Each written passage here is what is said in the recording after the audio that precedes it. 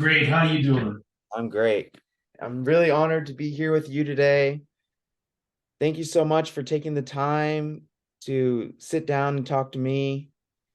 Um, it's honestly just surreal. I was just talking with you off camera. We briefly met at the Arnold Classic. It was great. I just have to ask you first, how did you see the show? How did I see the show? I saw it in the press pit. So I had incredibly great seats. Would you agree? I was one row behind the judges. And you know, I really think that any one of those top three could have won the show, and you wouldn't have gotten much of an argument. I think it was that close, even though from the scorecards, um, Samson won straight first, but I think it was a lot closer than that would dictate. I think Nick, if he looked like he did at the Olympia, he could have won that show. I think they went for extreme condition, which he had. He was arguably the best conditioned guy in the show. But I think it took a little bit of that oomph out of his physique, out of his lower body in particular. Um, and someone like Samson and even Andrew have really round quads and really extreme tapers, and that's where Nick lacks was in the quad sweep and the taper in the waist. But when it comes to muscularity and condition, he was number one in my. But when you take into consideration the shape, flow, symmetry, that's where he gets knocked. And as far as Andrew, this was by far the best conditioning he's ever had. So I think they were looking for a little more size on his frame, and that's what Samson had. So that's why you had the placings the way you did. I wouldn't have had any problem if Andrew was second or if Nick won. It was that close in my eyes. But I do think that the judges did a great job and did the right thing, and I think Samson was the rightful winner there. And it just makes things more exciting moving forward. Andrew's now a legit player. Um, if Nick continues to make improvements like he has, it's only a matter of time until he can win the Olympia. He really can if he continues to improve. But as far as all the placings, I thought the judges did a great job, and it was a very exciting show. It was fun to watch. Especially because I saw all of Andrew's pictures leading up to the show every day. Chris would send them to me, and I was really excited for them to to shine. And Andrew is a legitimate threat in any show he does. Yeah, like you mentioned, this was one of the most exciting Arnold Classics of the recent years. I mean, it's a really, really Yeah. exciting time for bodybuilding. And Well, I think it was exciting for two reasons. One, the young up and coming guys are starting to hit their stride, and also because we had the pandemic. So for 2 years, the Arnold was limited to just the show and no real expo. And a lot of people didn't come out because they were scared. And this year, everyone came. It was jam packed. That expo was crazy, and it was finally back to you know full throttle, and it was exciting, and it was great to see. it was. I was there from Thursday to Sunday, and particularly on Saturday, I could not move around in that expo at all. It was jam-packed. It was Yeah, crazy. I didn't even go on Saturday because I knew it was going to be like that. One thing that I really enjoyed about the show in particular was that all the guys that came back from the Olympia, they all, in my eyes, they look much improved. Going from Samson, Andrew, you could even make the argument Nick, Akeem, Rami, they all look crazy. Yeah, I was blown away by Rami on at the finals. Blown away. I thought he was incredible. And the only knock would be that his legs are almost too big and they weren't, quite as separated as you'd like to see. But as far as like the side leg, the midsection, the abs, the serratus, the glutes, he was conditioned and he was enormous, which was a good thing to see and he was posing better. At the Olympia, he was having trouble posing, and he just looked so much better. I almost think that if Rami looked like he did at the finals during prejudging, that there could have been a significantly different outcome in this show. I thought he was that good. I just think it was too much to come back from to improve after the prejudging, I agree. I had a great So I think he ended up placing where he should have. Yeah, I agree, because I had a great seat in the house, and Rami looked like a different bodybuilder comparing to the look from the Olympia. He came in full as a house. Yeah. He was bigger than anyone on that stage. And Oh, 5 miles. yeah, it was so crazy. Yeah. The only thing that I wish was, like you said, had he come in with that condition of the finals, he maybe would have gotten more comparisons in that prejudging, because he was not in a call out with Andrew, Samson, and Nick from my recalling in that prejudging. He did not get a call out with those three at all. And I think had No. he brought the same look that he did on the Saturday, he would have gotten more comparisons. And Absolutely. I think that's Yeah. a lot of Rami fans, such as myself, were upset about, because we all wanted to see him compared with the best, and we were left a little disappointed when he didn't get those comparisons on that prejudging on the Friday night. Yeah. Well, that's um that's the problem with him coming in off during the prejudging. Yeah. His condition wasn't good enough to warrant a comparison. In some might say, well, it's a two-time Mr. Olympia. You give him the respect of the comparisons, but his appearance didn't warrant a true comparison. It warranted a comparison with the 4, 5, 6 guys, not the 1, 2, 3 guys. But as I said, at finals, he certainly did, and I think he may have solidified his spot 4th at finals, meaning he could have been as high as 5th after prejudging. I don't know. I didn't look at the scorecards, but I didn't have a chance to look at him either, but in the prejudge, he was in that comparison with Sean Clarita, and that was something for the fans. I mean, let me tell you, fans, everyone went wild in that crowd when he was standing up there next to Sean Clarita. It was something incredible. Man, I love Sean. I think by himself, he's Mr. Olympia. When you see him come out by himself and pose, he's so well put together. He's got everything. He's conditioned. He's just, he's small. He's the size of Rami's leg. So it was hard to really compare. Yeah, Sean's a really complete guy from head to toe. Wasn't he your pick going into the show to win? Yeah. Yeah. That was more of a fun pick and a hope. But it wouldn't surprise me if he won. That's for sure. I think Sean is one of the top 5 best bodybuilders on planet Earth right now in any weight division. Yeah. And that includes Chris Bumstead. Sean is up there with those guys.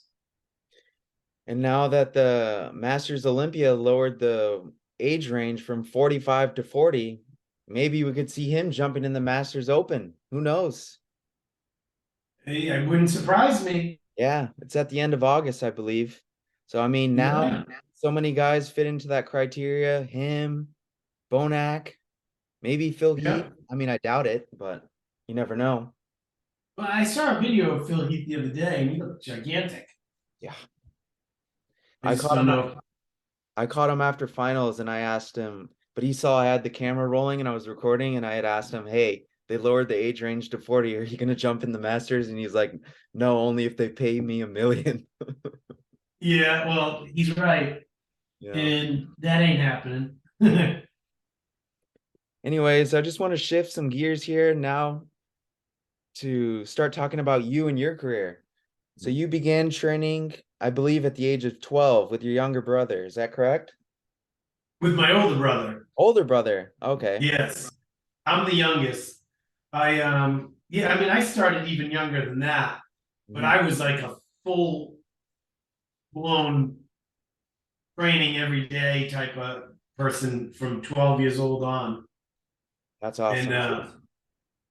yeah, I started for mainly as a way to blow off some steam and you know, and get stronger for the sports I was playing. I was playing football and wrestling, and I grew a lot between 12 and 14 and 15, you know. I was over 150 pounds at like 12, 13 years old.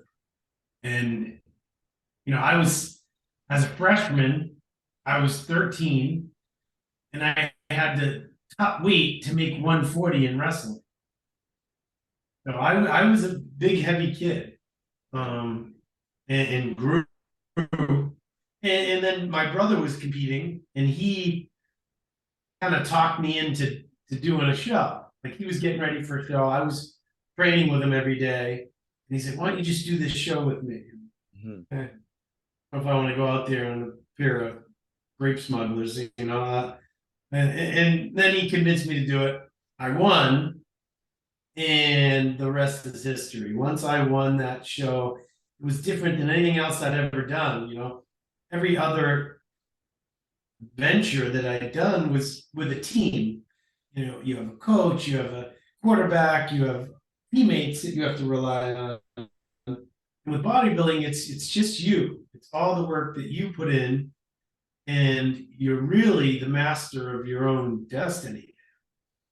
So I loved it. I fell in love with that feeling of being on stage, of winning,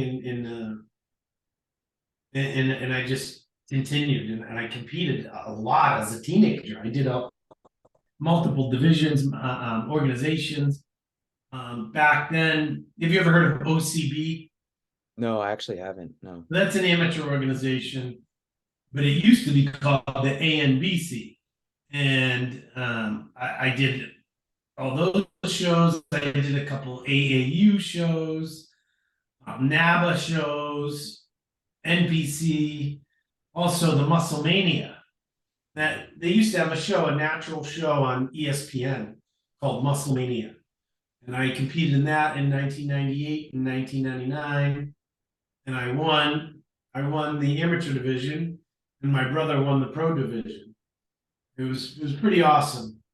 Uh, and then I did my first national show in 1998, the Team Universe, Mhm. and then I did my first USA's in 2000, which I won. I won as a lightweight. And then I won the 2001 Nationals as a lightweight, which would gave me my pro card.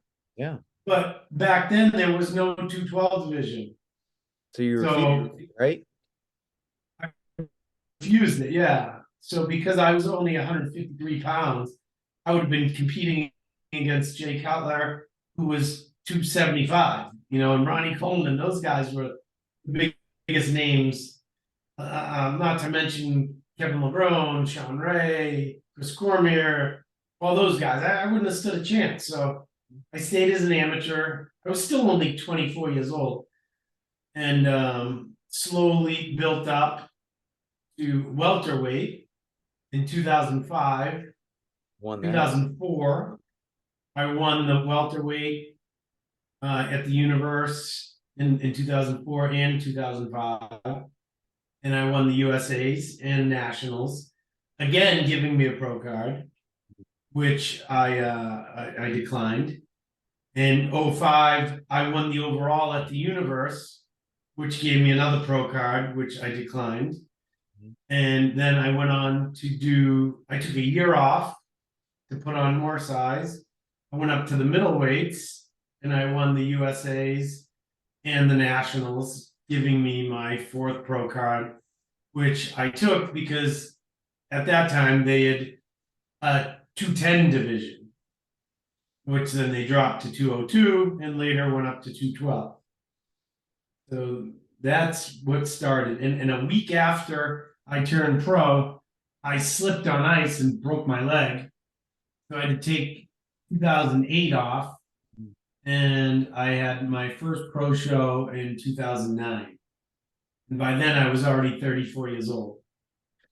All right, so you finally accepted the pro card in 2007 at the USA's as a middleweight, correct? At nationals, yeah. Nationals at As the a middleweight. USA's. Okay. So you come back in 2009 and you make your debut at the Atlantic City, is that correct? No, New York Pro. Oh, it was the New York. So Yeah. the New York Pro, you made your debut and you placed 8th. Is that right? Yeah. Yeah. Then you go on to the Olympia in 2009 in the 202 class and place 6th. Yeah. So after your debut season, what's your thoughts? I mean, they have this new 202 class, and Yeah. are you at the weight limit at this time? Are you near the weight limit? Yeah, I was close. I was right around 201. And I was getting better and better and better. So 2009, I did New York, then I did Dallas, and then I did Atlantic City, and I was peaked for Atlantic City. And I arguably could have won that show. I was second to Flex Lewis. I mean, our rivalry spanned 10 years. And then we both went on to the Olympia, and he placed 5th and I placed 6th. And then after that year, I never placed lower than 5th at the Olympia. So 2010, you come back, you get your first 2 pro wins, you finish 2nd at the New York Pro, and you placed 4th at the Olympia in the 202 class. Yeah. So before then, up until 2009, you're training you're a natural competitor up until that time, correct? Yeah. 34 years old. Yeah. Okay, so 2010, you become enhanced. Well, no. I did the New York Pro. Clean. And then started after the New York Pro, after placing 8th. I was after the New York Pro in 2009? Yeah. Okay, and then you started. Yeah, I put on 18 pounds of stage weight in 3 months from the New York Pro to the Atlantic City Pro. Now, okay, so that's 2010. 2011, you come back. You win the New York Pro, right? Correct? Yeah. You finally beating my nemesis. Flex Lewis, you finally beat him. And you finished 3rd in the 202 class at the Olympia in 2011. Yeah. What's going through your mind now? Do you believe you can be a Mr. Olympia of the 202? But 100%. Yeah. Yes, 100%. And I wish they kept the weight cap at 202. I think I 100% would have won one, if not many, if they kept it at 202. Because I'm a lot shorter than Flex. He's like 3 inches taller than me. You're 5'4", so right? For him to get down to 202 was really difficult. And I could have stayed at 202. And been at my best. Where, I put on the weight and size necessary to be competitive at 212. but it may not have been the best look for my particular physique. I don't always think bigger is better. Yeah. So like you mentioned in So 2012, the IFBB Pro League raises that weight cap from 202 to 212. And it's kind of disadvantageous to you because, like you say, bigger is not always better, especially for your physique being a little bit shorter than your number one competitor, Flex Lewis. The 202 yeah, was much harder for him to make the weight cap than you. right. So that was probably a huge blow in your mind, right? Yeah, but I didn't let it deter me. I didn't and I didn't realize that it was going to be a blow to me until it was quite evident um what was going on. Like that Flex was improving Mhm. and I was getting older. You know, Yeah. I did improve all the way up until 2015, which was my peak, and then injuries started happening.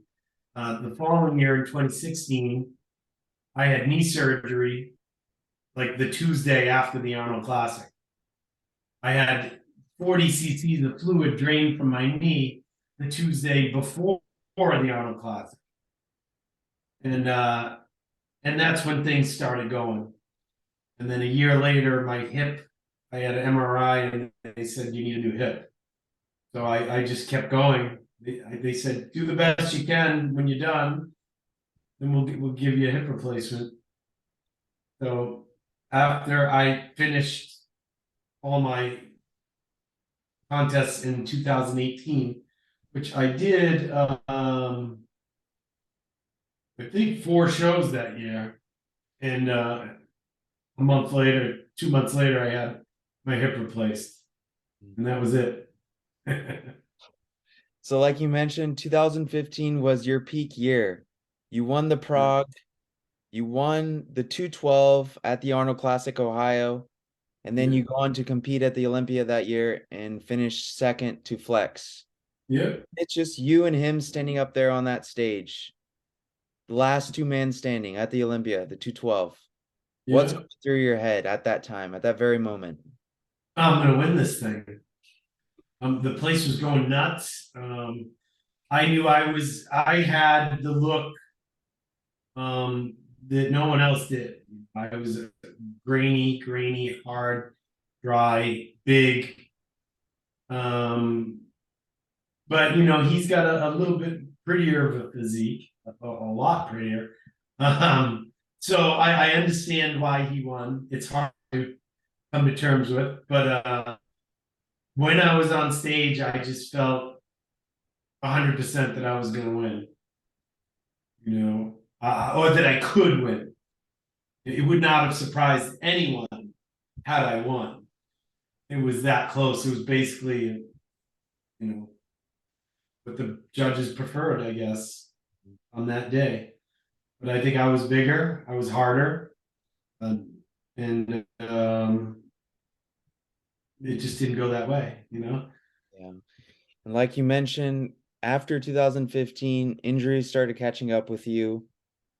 Mhm.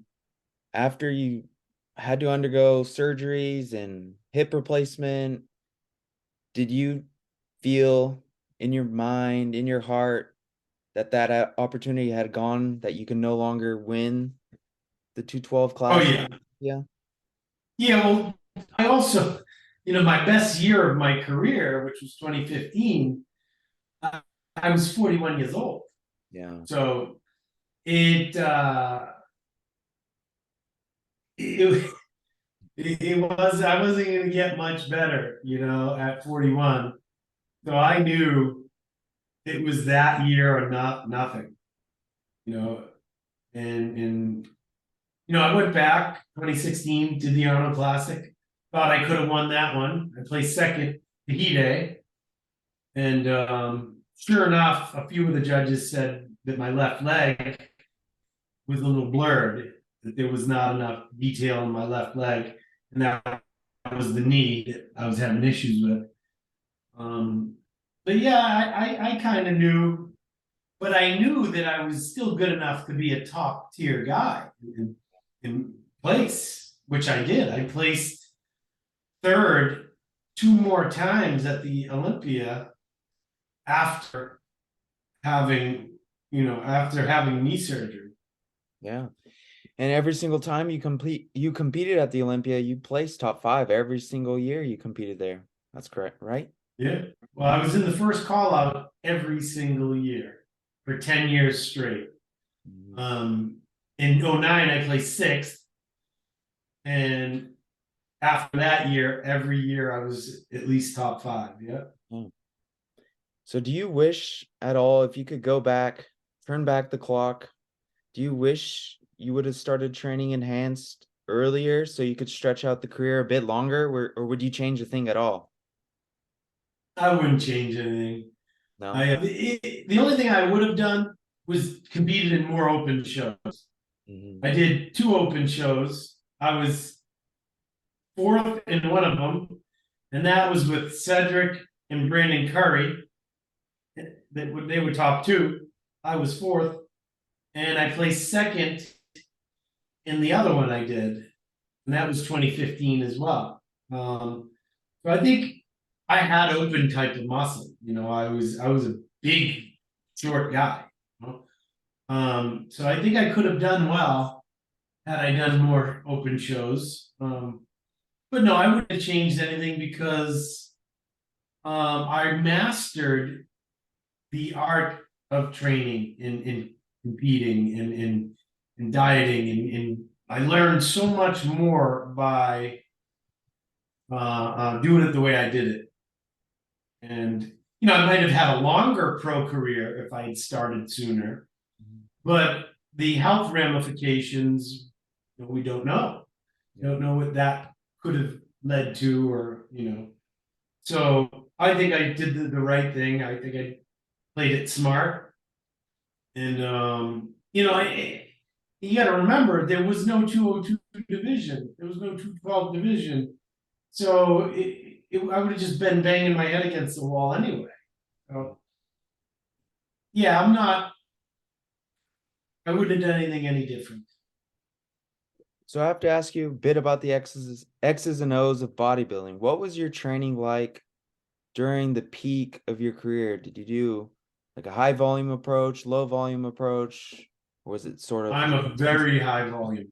Very high volume, high reps. Lots of supersets, giant sets, drop sets.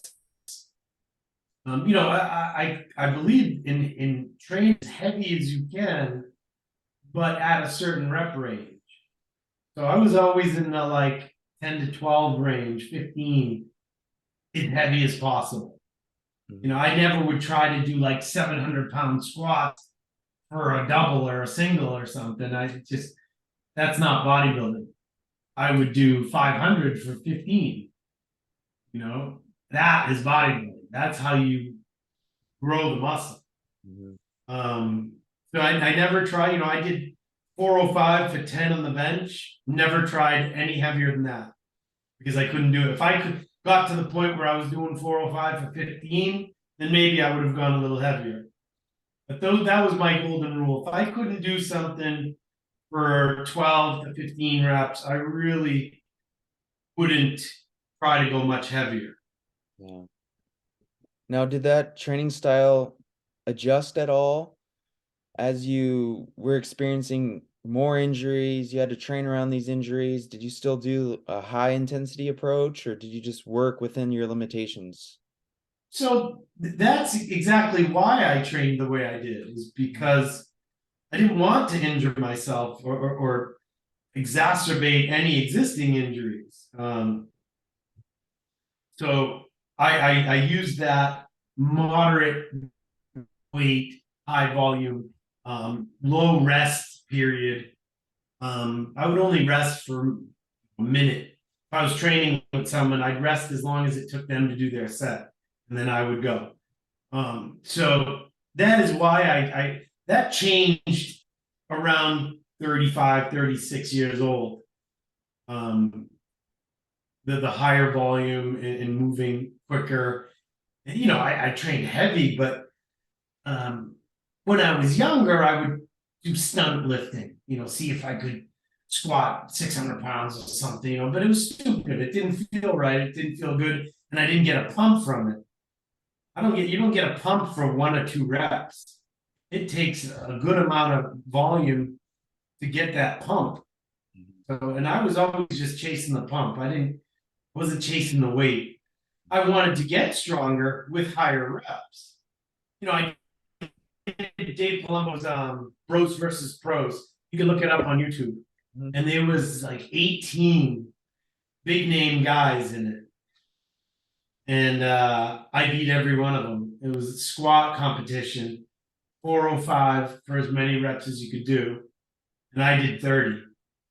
And no one else could beat me. Juan Morel was in it. Juan Morel, John De La Rosa, Brad Rowe. There was some guy that squatted over 1,000 pounds, but he could only get like 14 reps. It was crazy. So yeah, it changed for a reason, my training, and I did a lot, and I incorporate that style of training with all my clients, and they're seeing huge results from it as well. All right, so throughout your career, I have to ask you, I know you work with Chris Aceto. When exactly did you link up with Chris Aceto? When I was 37 in 2012. Wow. So Yeah. you're already Yeah. established as one of the top pros in the 212 class. Yeah. Initially working with him, I believe I heard you saying before that you used to not even measure your food at all. You used to just eyeball it and just eat. Exactly. I never measured any food. That's why I put on a lot of size after starting with Chris. I mean, I put on another 8 to 10 pounds of muscle, and I was already 37 years old.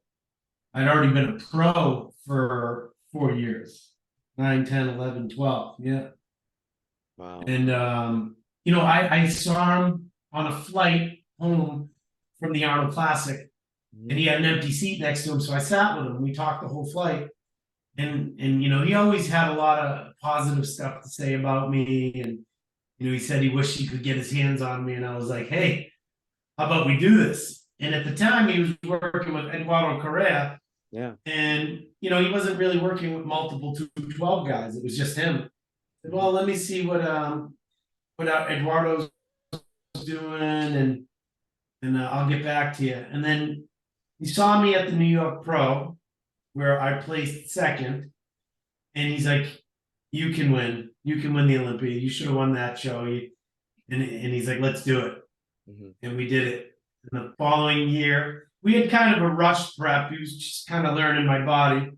I placed fourth, I think, at the Olympia, or third, I think. And then the next year we went on a bonanza. I won the New York Pro, I won the Toronto Pro. And I did a couple. I won the I think I was third in the Olympia that year too. And I was growing, and we were really hitting our stride. The 2014 was another year, won a couple shows there, was third at the Olympia again. It came down to me, Flex, and Eduardo. And then 2015, obviously, you know about that. So yeah, it was Chris played a huge role in my longevity, and me being able to reach the levels that I did. I was enormous in 2015. Absolutely. 5'3.5". I was 210 on stage at both the Arnold and the Olympia. It was crazy. So getting back to coaching with Chris Aceto, you gained a significant amount of stage weight within that first year, and it ultimately yielded you some of the best, most successful biggest wins in your career. Yeah. Yeah. As you alluded to earlier, I never really to measure my food. I didn't, I thought I was eating plenty. And then, Chris had me eating 10 ounces of protein every meal, 5 times a day, and 10 ounces of chicken is a lot. Yeah, it's a lot. Especially when I was probably eating 6 ounces. So it made a huge difference. And,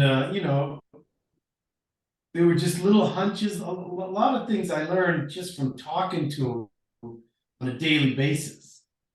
And one was, with supplementation, it's more is not better.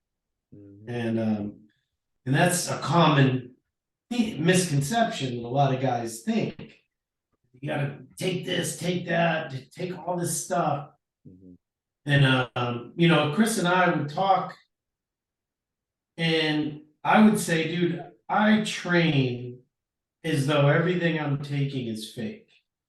I live my life as though nothing is gonna work. So my food and my training was like the most important thing. And that way, if something you're using isn't working, you don't rely on it. It's just an added extra. Don't get me wrong, it works, but I had to train as though my mindset was that I'm going to train whether this stuff works or not. And I'm going to make the improvements I need to make, whether, I'm using anything or not. So, and Chris loved that attitude. He loved my mindset. I had won a lot of shows prior to meeting. So I won five pro shows before I met him or started with him, and 7 with him. So 12 total. And I had a good run, a really good run. And I think other than Flex Lewis and maybe David Henry, I have the most wins of all of us. So it was a great career. It was a great time. I loved it. I'm still heavily involved in doing the commentating and wrap ups for muscular development. And as you see me, I'm on podcasts all the time. I've been in the game a long time. I started competing in 1993. I competed pretty much every year except for 2008, from 93 to 2018. Wow. That's, what is that, 26 years? Yeah. That's a long time. Yeah, so you'll definitely go down as probably one of the best, well, definitely one of the best in the 212 division. So now I want to talk a little bit more about what you're up to now. I know you've built up your personal training business because you started, like you said, you started training people at 18 years old. Yeah. So how did you start? Did someone just ask you to start training them in the gym? Did you have friends come up to you and just want them to No, train? so my brother was also a trainer. He still is. And he was working at a Gold's Gym. So I went, and they were hiring for an in-house trainer for the gym. So I was working for Gold's Gym, doing like the free consultation training sessions they offer to all new members. They get them like 2 free training sessions. So I would do that. And that was a great opportunity for me to practice what I was learning in school and put it to use in what I was experimenting on myself with the way I trained and training with my brother every day. It was really good. And I did that every summer while I was in college. Mhm. And, I'd be training my friends while I was at school. And when I was on break, I would work for the gym. So when I graduated Mhm. college, my brother was moving. He was moving to LA. And he wanted me to move with him, but I had a ton of student loans. And I couldn't afford to like dream and go out to LA and hope that I can start and make a living. I had a living built in right at home because my brother had like 50 clients that he was leaving to move to LA. So I took over his business. So immediately when I graduated college, I had a full schedule immediately of clients to train every day. So I was up at 5 a.m. training people all the way straight till noon or 1 o'clock. And then I would take a break, go home, take a nap, eat, run errands, come back at 4, train from 4 to 7, 8, do cardio. I wouldn't get home till like 9 o'clock at night. And I would get up and do it the next day. And it was awesome. It was, Mhm. I was doing really well, and I was able to save enough money to buy my first house at 28 years old.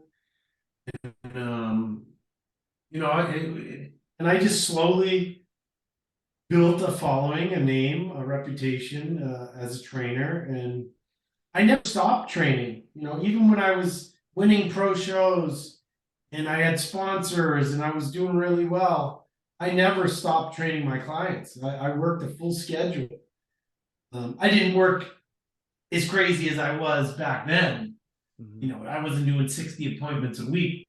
I kept a full schedule, and that way, I knew that someday bodybuilding was going to be over. I knew that money wasn't going to be coming to me in the future. So I always continued to work and have my business.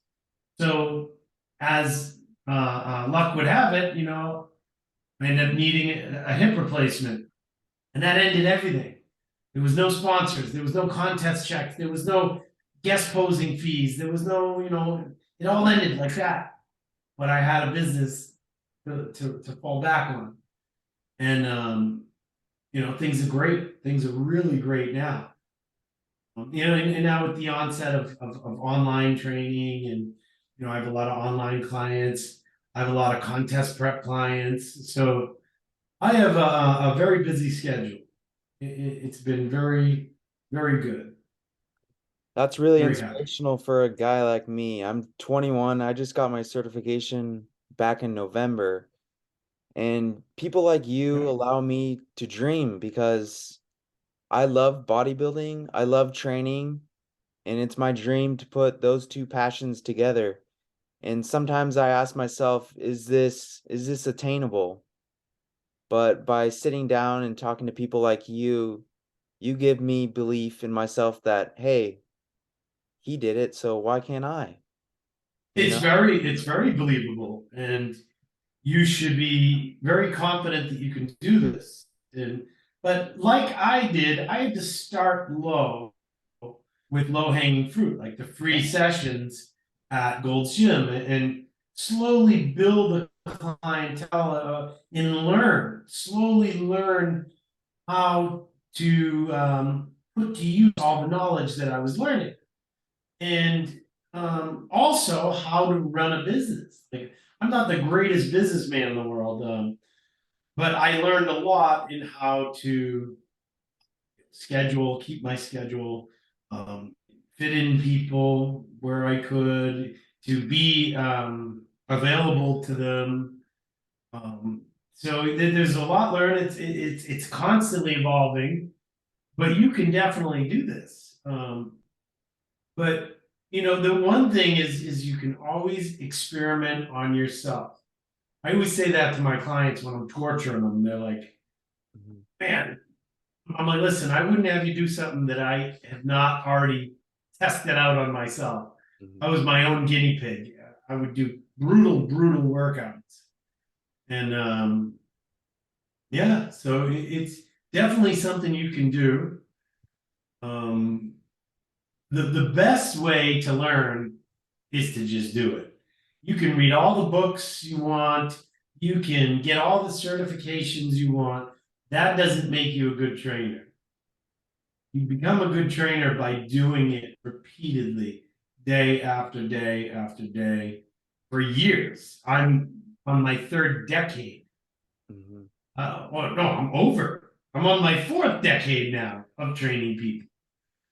So, and I'm constantly evolving of how to do things better, how to do things more efficiently, how to give more bang for the buck. You know, so and I'm to the point now where I train a lot of trainers. I'd say almost half of my clientele, or more than half, are trainers or coaches themselves. So it's been great, and I don't like when I first started, I had a lot of like housewives and women trying to lose weight. Now it's mostly competitors, wannabe competitors, trainers, and they don't mind spending the money because they're investing in themselves. They're going to come and learn a lot from me. So it's well worth it. It's like an education and an ass whooping all in 1 hour, you know? You see, So it, that's the dream for me, to work with competitive athletes, bodybuilders. But not, like you said, now starting out for me, I have to go for that low-hanging fruit. I'm working with students who want to get in shape, yeah, middle-aged women that want to lose a few pounds. yeah. But I like did you it. I said, did all that. mhm, And until you build up and build the reputation of like, this is the go-to guy. If mhm, you want to be your best and you want to win a show, or you want to put on a lot of muscle, you want to, this is the guy to go to. But it takes time. It takes time. You have to get those opportunities and make the best of it. And then once people start seeing that, then that portion of your business will start to grow. yeah, But for now, just learn how to master the art of getting those people in the best shape they can, reaching their goals, because everyone's going to have different goals. Some women will just want to lose weight. Some will want to add muscle and look better in a bikini. Some young guys are going to want to compete, and that'll be your, opportunity to get it done and help them win. And then they'll tell their friends, "Who was your coach? Who got you in shape like that? Wow!" And then you'll slowly build a business. But it takes time, like anything. And you seem to have the right mindset. You're willing to put in the time, and I'm sure you'll do well. yeah. I realize this is not an easy industry to make it in. It's very, very saturated with so many people just in it for the money. They just want a bit of fame, but I'm in it because I love training. I love bodybuilding. I'm in it for all the right reasons, and I have accepted that it takes time Yeah. for you to go through all the stages and make it. Well, And I think that mindset is half the battle. I think anytime you have a true passion for what you're doing, then you will be successful. If you're doing it just like, it's a job, I can make some money, you're not going to be very good at it. You have to be thinking about it all the time. Literally when you get home, if I'm not in the gym training someone, I'm on my phone texting, or I'm at this computer doing emails, or I'm always doing something. And even if I'm out with my girl having dinner or something, I'll still be getting texts, check-ins, people sending me pictures, and it never ends. It never ends, unless I'm asleep. That's it. yeah, I'm really the So same way you've because got to love it. I'm the same way because outside of my classes, in my study time, in my own training, I'm constantly trying to learn. Like if I'm not with a client, I'm watching people that I can learn from and apply it with my own clients and my personal training. So Yeah. I really love personal training, helping people. I love bodybuilding, and it's my dream just to put all these passions together and make a career out of it. Right. But I have Yeah, one question. Go it's ahead. rewarding. It's rewarding, and it feels good to teach, to you know, bring someone in, okay, Mm, and you're doing a leg workout, and they're like, "Oh my God, I've never felt my quads like this." mhm, I'm like, "Yeah, because you were never doing it right." You know, and there's simple changes and technique changes and tempo changes and all these different intensity techniques that people don't understand that make a huge difference. And it is rewarding when you see not only the results of them getting better, but the light bulb click on in their head, and they're like, I had no idea this is how you do this. And you know, that's important to me. yeah. Another question I have for you is, do you believe being a competitor, being a competitive bodybuilder, is necessary to be a top trainer or a top bodybuilding prep coach or anything like that? Um, so that's a two-pronged question. Mhm, No, you don't have to be a big name bodybuilder to be a great trainer, a successful trainer. Now, would it help in marketing? Certainly. But there are many phenomenal trainers out there that never stepped on a bodybuilding stage or any sort of, uh, um, you know, physique competition type of thing. Um, but it certainly would help because you have accessibility. You know, you have if you're. I don't even post on Instagram really, and I have over 100,000 followers there. That helps me. You know, my YouTube videos are floating around for years, and that helps for sure. But as far as being a good prep coach, I do think you need to have experienced it and experienced it quite a bit to fully understand all the nuances involved and the minutia involved in contest prep. You know, it's one thing to read it; it's another thing to live it. mhm, You know, and a lot of people don't know Chris Aceto was a very good bodybuilder, a great bodybuilder, mhm. and an unbelievable physique. Um, you know, he don't train anymore, but he lived the life, and he knew. And as I mentioned, you know, many times already, experimenting on yourself, on you know, low carbs versus high carbs, fats, you know, how much protein, you know, what time of day to eat, what time of day to do cardio. What, you know, you through the years and years and years of living it, then you can be a great coach having lived it. And even some of the guys, you know, top name guys, Matt Jansen's one of them. He lived the life. He was obsessed with bodybuilding until he realized he wasn't going to be Mr. Olympia or a pro for that matter.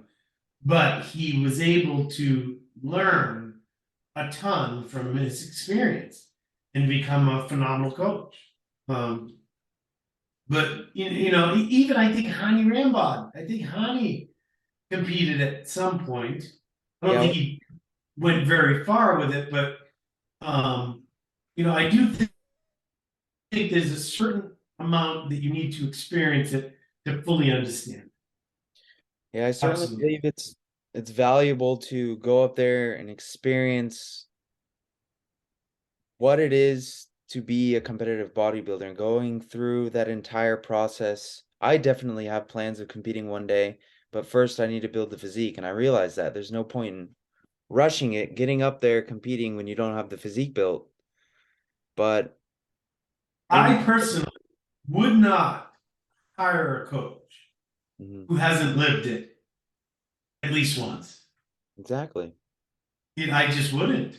Yeah, I'm like, how are you gonna build my house? Build the house.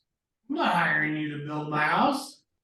Yeah. I'm hiring a contractor that's built hundreds, thousands of houses and knows every little pitfall and mistake that's possible to happen, is prepared for it. You know, you don't take your car to someone who read a book on how to fix a car versus someone who's been under the hood for 30 years fixing cars every day. So that's the same thing, you know.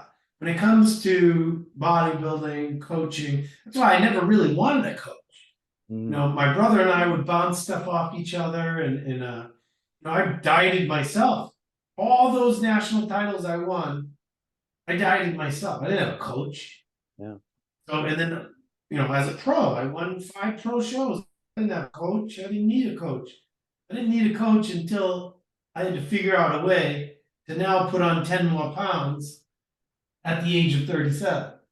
And that's when I went to the best in the business, and someone who is a track record of doing spectacular things. So Yeah. The thing I believe. Go ahead. Oh, I was just gonna I was say, just reiterating. I I believe. yeah, there's a big difference between me living the bodybuilding lifestyle, eating the meals, eating 5-6 meals a day, training with cardio, weights, and actually doing a 16-week prep diet. There's a big difference. Right. And And getting yourself to, you know, single digit body fat, and you know, really improving, putting on muscle, losing body fat, how to handle the last 5 weeks. How do you handle that? You know? I think as a coach, we need to go through that process to understand our clients and our athletes, but I have a feeling inside that it's not really my passion to be a pro bodybuilder. I just love the training part of it. I love going into the gym, that 1 to 2 hours in the gym, tearing it up. But I was just asking you because I'm not sure that I can make it as a big time, as a pro bodybuilder. But I Well, definitely need to put myself through the process of dieting and competing before I can work with these athletes. That's why I was asking yes, the question, do you believe you it's will get a lot more respect from the athletes if they know you've done it. You know, it's real easy to be like, ah, go do an hour on the step mill. You're like, what? You've never done an hour on the step mill? Like, why am I going to listen to you? Yeah. You know? So you get, as I said, you can be a good trainer, a great trainer through time and experience, and you don't have to be a pro bodybuilder to be a great trainer. But as far as a coach, you know, a lot of them aren't. I don't know, to my knowledge, that Chad Nichols ever competed. He may have, but he seems to know what he's doing. But for the majority of anything in life, I would want that person who's teaching me or coaching me to have a firsthand knowledge and experience in doing that particular thing. I have to ask you now, is there anything that you would do different in terms of building your business with personal training? Because you said upon graduation, your brother left you the business, so you had a full clientele roster to work with. But would you do anything different in terms of creating something more for yourself where you could like, sorry, I had a brain fart there. Don't worry about it. I'll answer you. The thing I would have done differently would have invested my money differently. So I could have, I wouldn't have to rely on anyone else, like a business partner to open a gym. That's my dream, is having a gym. But I don't want a business partner. I don't want to have to rely on a business partner, I should say. I had a very bad experience I was going in on a gym with a guy that I didn't know a lot about, and he was a complete scam artist, like a legit. And it wasn't until it was too late that I was able to Google him and see that he'd done many scam things in his past, and he could have destroyed my life. It was that bad. Luckily, the pandemic happened and everything closed down anyway. But it was such a terrible situation of this guy trying to be a predator and like prey on me, like knowing that my passion for what I wanted to do was so big that he could pull the wool over my eyes. It didn't end up costing me anything. He stole money from a couple people, and that was a unfortunate thing. But it didn't directly affect me too bad. But he screwed a lot of people, a lot of contractors, people, electricians, plumbers, lots of money, and it wasn't the first time, and it won't be his last. But that person will get someday. He will see his maker, and he will get what's coming to him. It's a sad world. I feel for people like that because apparently they have this feeling as though they have to do that. They're compelled to do that. That's like an illness. It's like a sickness. So yeah, I wish that I had planned appropriately back then when I was in my early 20s, to have had a little bit more of a cushion so I could have invested in myself rather than having to get investors or business partners. Because the truth of the matter is, unless it's you are the only one that's going to look out for you. And if chances are, if it comes to you or a business partner, they're gonna always look out for themselves. And there's a good possibility of getting screwed over. So I would only go into business with me or the very few people. I could count on maybe this many people that I would trust in this world. It's terrible.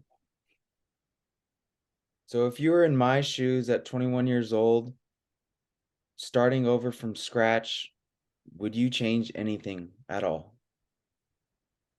As I said, be smart about investing and putting money aside. And that way, so in 10 years, you're still only going to be 31 years old. Yeah.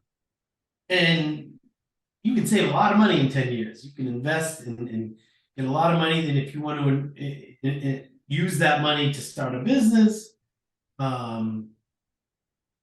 or to buy a home, whatever, you can do so. So yeah, I would just try to plan wisely.